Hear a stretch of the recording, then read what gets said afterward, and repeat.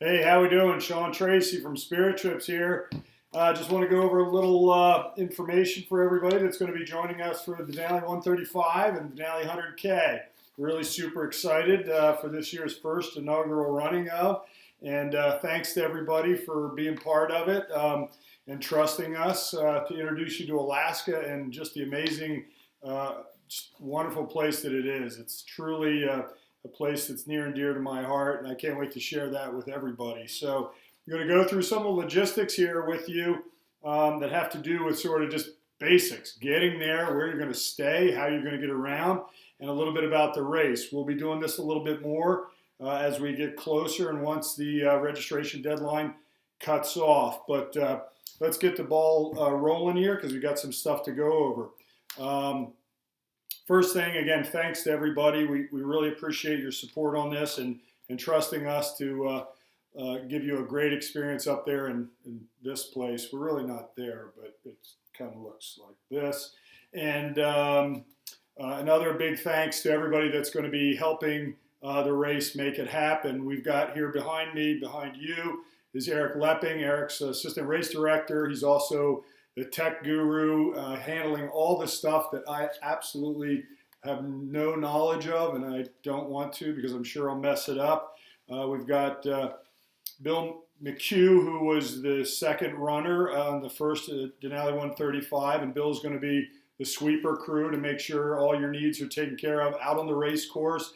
And then there's sort of a multitude of other people that are going to be up there with us as well, helping out to make sure that your experience is top-notch and everything is covered. So all you need to focus on is suffering for 100K or 135 miles. We'll take care of everything else. The history of the race, it goes back a ways.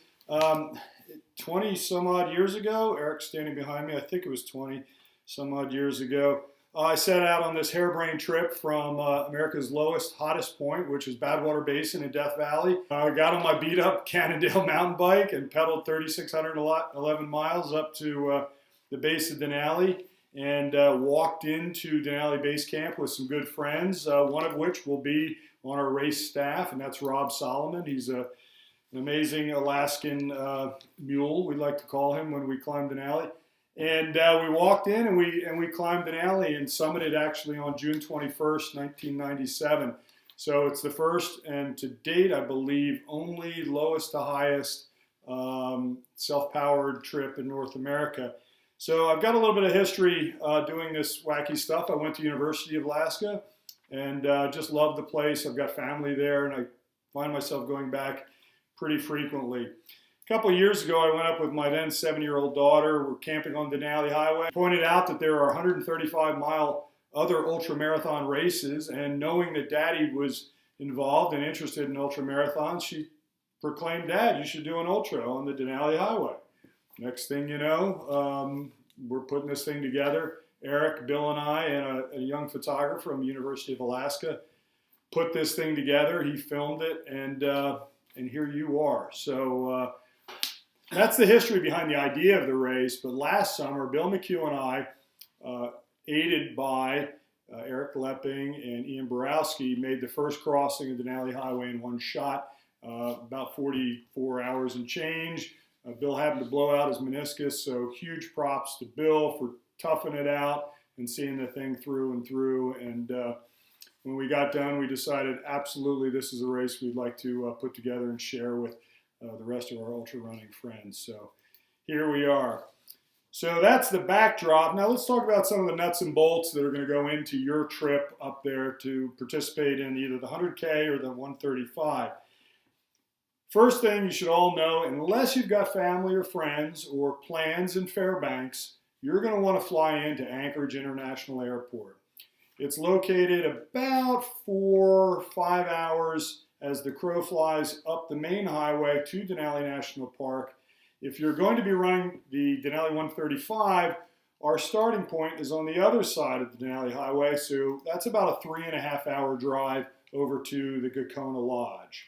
As far as the 100K runners getting to the pre-race meeting and the starting line for the 100K, your best bet is going to be heading straight north from Anchorage, past Talkeetna, up to the Denali Highway's west terminus, and then heading east on the Denali Highway over to Alpine Creek. It's going to shave off about 2 to 3 hours as opposed to driving all the way around from Gakona and then coming in from the east. So 100K runners, you're going to be meeting us at Alpine Creek. Best bet is stay on the Parks Highway and head east on Denali Highway to Alpine Creeks, and we'll see you there.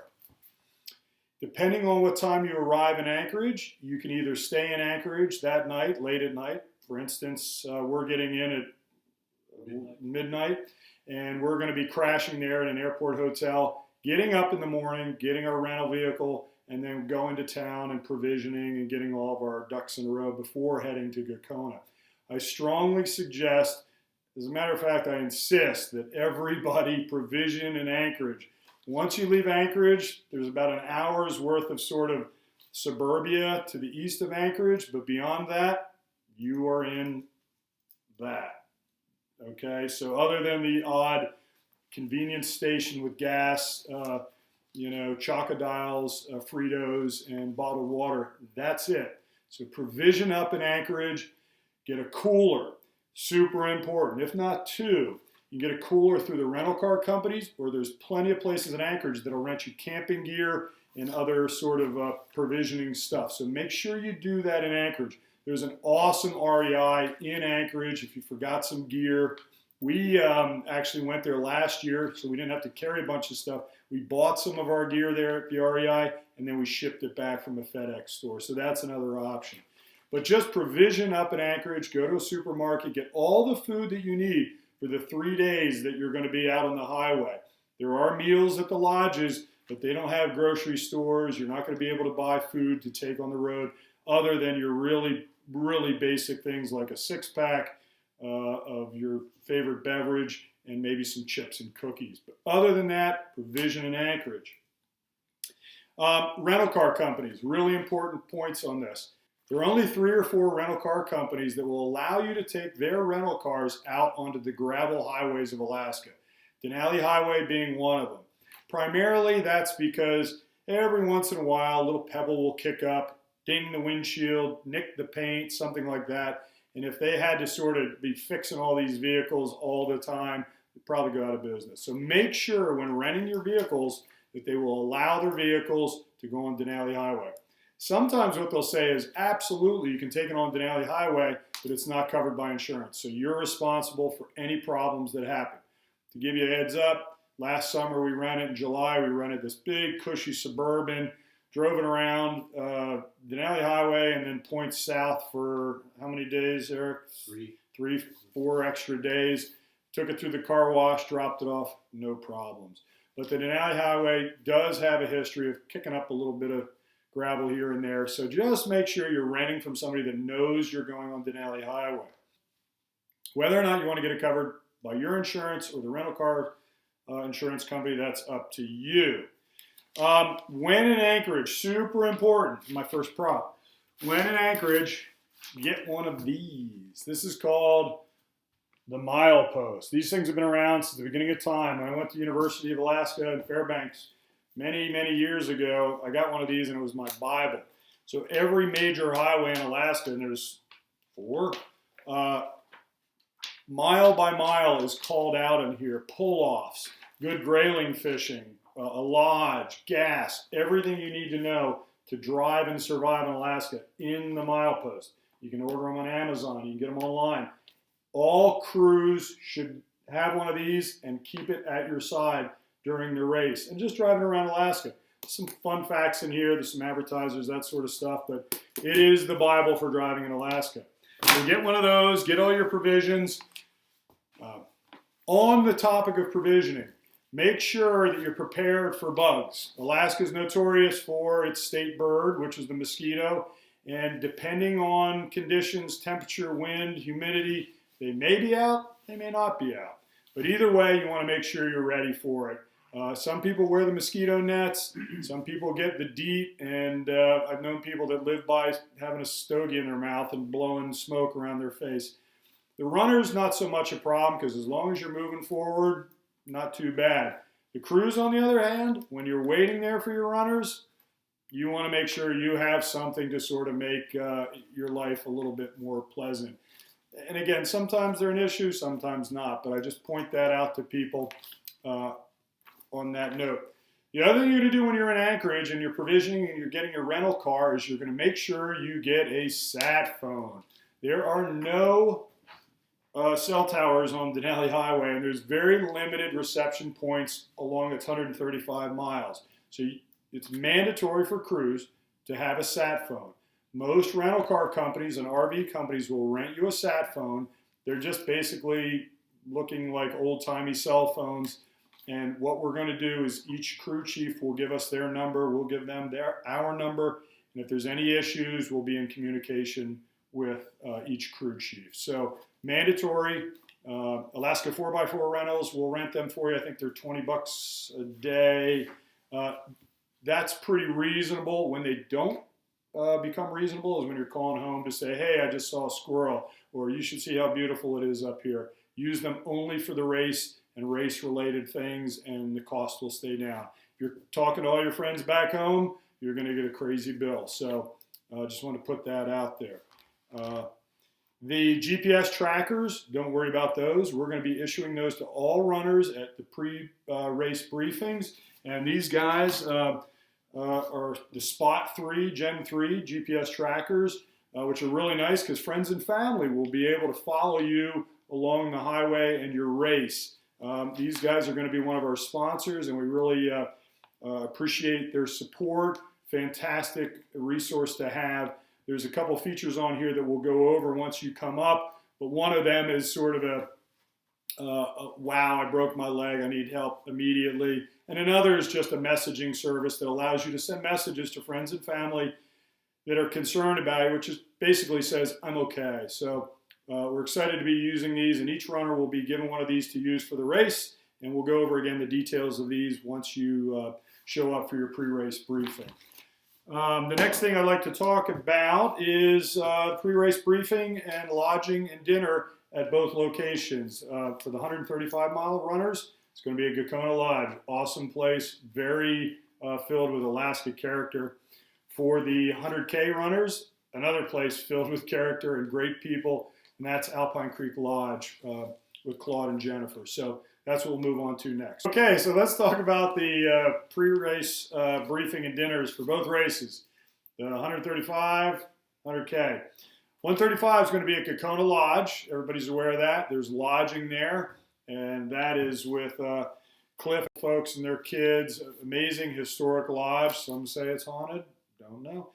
And then the 100K is going to be over at Alpine Creek Lodge with Claude and Jennifer Bondi over about the midway point on Denali Highway.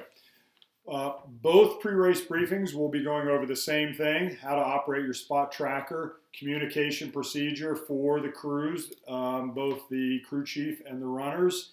And we'll be checking gear, making sure everybody's squared away with gear. And once we're done that, we're going to kick back and relax a little bit and have a nice meal with some wild Alaskan salmon, probably some chicken, some vegetarian options, and maybe for the crews and carb loading runners, maybe some locally fermented and brewed libations. So those places, the times are listed on Ultra Sign Up for everybody to look at. And we'll talk about the 135 first. So that's in the afternoon. Race start for the 135, again, is 4 a.m. The starting line is about an hour up the road, and there is some limited lodging at a place called Denali Highway Cabins, right across the street from the starting line. It's super limited. I don't believe they do meals there, but there's these sort of wall tents and small cabins if lodging is filled up at Gakona Lodge. And again, that's at 4 a.m. We'd like everybody to be there a little before because we're not going to wait, and off they go. For the 100K, that happens to be on July 4th, midday at Alpine Creek. There happens to be a Alpine Creek Lodge 4th of July barbecue that the crews will probably take advantage of. I don't know, too many runners. They're going to want to stuff themselves with brisket and baby back ribs and then go run 100K. But hey, that's what gets you through the day. So that's at 1 p.m. on the 4th at Alpine Creek. And I'll go through all the same things that I'm going through with the 135 runners at Alpine Creek. And we'll cut you loose there to do your thing and make your way over towards Cantwell. Let's see, what else? Let's talk a little bit more about optional lodging, because in the event that either place fills up, the best bet really is to get on Airbnb and look for areas for the 135 people in the Gacona area, or you could even go as far down as Glen Allen. And there's tons of little cabins all over the place that are only going to be about an hour from Gacona. And there are lodges across the highway with super limited rooms. So for those of you that are running the 100K, you've got the option of McLaren River, and then you've got Clear Creek Lodge. McLaren's at mile 40 something, and Clear Creek Lodge is at mile 90. But again, all the lodging in Alaska, I don't care if it's Anchorage or Denali Highway, along with car rentals, RV rentals, and Airbnbs, fill up super early. Ton of people want to come up and experience Alaska, and just limited number of places to house them and vehicles to get them around. So make sure you do that. The registration deadline is April 1st, and much beyond that, you're going to be hard pressed unless you like sleeping in your car or van down by the river. Okay, so those are the pre-race meetings and dinners, and you guys are going to make your way across. You're going to see amazing scenery. It's absolutely spectacular. I'm going to list some equipment recommendations and clothing recommendations in another video that's going to follow this one probably in a couple weeks, and talk about the variety of weather that you could be encountering and give you some ideas as to what maybe you might want to have in your car and what your crew should carry as far as just making sure everybody's comfortable.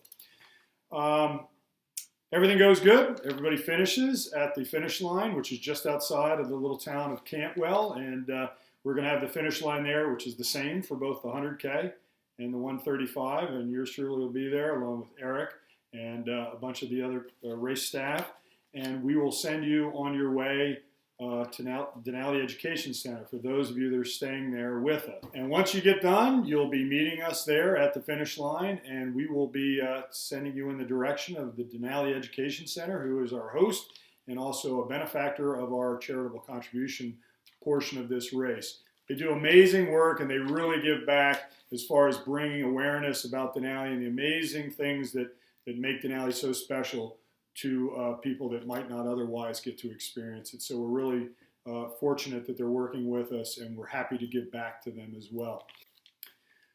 So once you make your way to the Denali Education Center, we're going to have a staff person there to greet you and show you your room assignments. We're basically going to have a feather flag there, and we want to make sure that friends and family and crews that are arriving throughout the course of the race know where to go. So if you have made arrangements to stay at Denali Education Center through me at Sean@spirittrips.com, there will be someone there to give you your key and show you what cabin you're in. They're really nice cabins. We stayed there in July. There's 2 double beds in each room with a private bathroom. They're really clean, and they share a sort of a little screened-in porch area. They're about 50 yards from the post-race award banquet facility, and there's a bigger, larger lodge about 200 yards down the road where there's a nice bigger restaurant, bar, and additional lodging there in McKinley Village. So on the topic of timing, there's going to be the speedsters that are going to be arriving at the finish line and also Denali Education Center sometime before the back of the pack or the rest of the pack that's coming up. It's just the nature of the beast when you have a race with a 24-hour window between the fastest and the slowest. So the runners that are going to be arriving fastest make their way to Denali Education Center, get their rooms, hang out. If you're there a day before, welcome you to explore the park. There's tons of stuff to do around there. There's flight seeing, there's rafting, there's kicking your feet up and recovering. There's all sorts of stuff to do. But you've got a good base camp to do that from. So once everybody does arrive and they've had a chance to sort of catch their breath, we will be having the post-race award banquet there at Denali Education Center, 5 o'clock on the afternoon of the 6th. What we're going to do is make sure we have some breakfast snacks, light fare for the early arrivers, and we may try and set up a small activity, maybe a natural history speech or talk by one of the naturalists at Denali Education Center that morning as well, just to give someone some options, things to do. Beyond the race, there's so many things to do. People will be staying through the night of the 6th. We have to vacate Denali Education Center by sort of late morning on the 7th. Our crew, the race staff, will be heading to Talkeetna. Can't recommend Talkeetna enough. Super cool little historic mining town. It's also the kicking off point of all the mountaineering expeditions that go up on Denali and Foraker and Mount Hunter. So can't recommend Talkeetna enough. Brewery, pizza place, cool restaurants, things to do in Talkeetna. You can take a quad up a river, gold panning, river rafting, salmon fishing. There's a zip line thing, flight seeing up and around Denali. That time of the year, though, the mountaineering expeditions have, for the most part, been done for a while, but you can get an amazing trip. Nothing you'll ever do will rival this. It's spectacular. And those flights all leave out of Talkeetna, fly up into the Ruth Gorge, Ruth Amphitheater, and around the Kahiltna Glacier, which is at the base camp area of Denali. Tons of stuff to do in Talkeetna. So I strongly encourage you to try and get an Airbnb there. Stay there for a night. If you're heading back out to the lower 48, that's a great place to spend an extra day in Alaska. Additionally, if you've got more time, one of the fellows that I climbed Denali with way back when owns a top-notch, really highly organized guiding company out of Girdwood, Alaska, called Ascending Path. And Matt and his wife Heather have a fantastic, really professional, well-designed program, everything from half-day trips to overnight trips. And they're located about an hour south of Anchorage in the little ski town of Girdwood, which is home to Alyeska, the state's largest ski resort. And Matt and his guides will take you hiking on a glacier, kayaking in a glacial lake, high alpine meadow hiking. In the wintertime, they do ice climbing, all sorts of fun stuff.